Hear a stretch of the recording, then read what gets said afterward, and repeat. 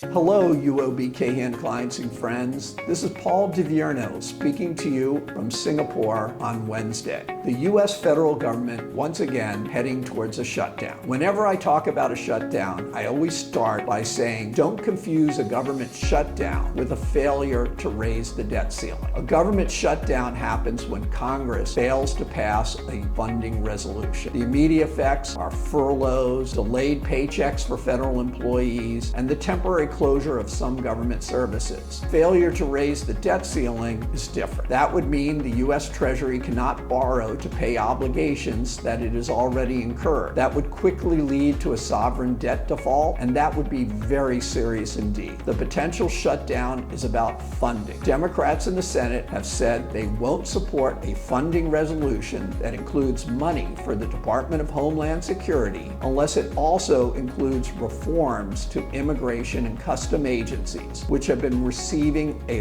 lot of criticism lately. President Trump has recently shown less outright pushback against the critics of ICE and custom and border protection. So what does that mean for markets? For equities, probably not much. The risk of the shutdown has been growing since Saturday, and US stocks have continued to push toward all-time high. For gold, it's another ingredient in an already bullish cocktail, another visible sign of US political dysfunction layered onto a market that's inclined to own gold. We have the Federal Reserve decision later today, Wednesday. The Fed is not going to cut interest rates today. That's a foregone conclusion. Jay Powell will likely say good things about the US economy while acknowledging that not everyone is doing well. He'll also likely say progress is being made on inflation. First, they will want to know whether President Trump responds to the Fed decision with criticism afterward, given that he wants rates cuts now. Here's how I think about the gold rally. For years, investors thought they understood the recipe for gold really taking off. The template was the 1970s, when gold rose from about $35 an ounce to roughly $850 by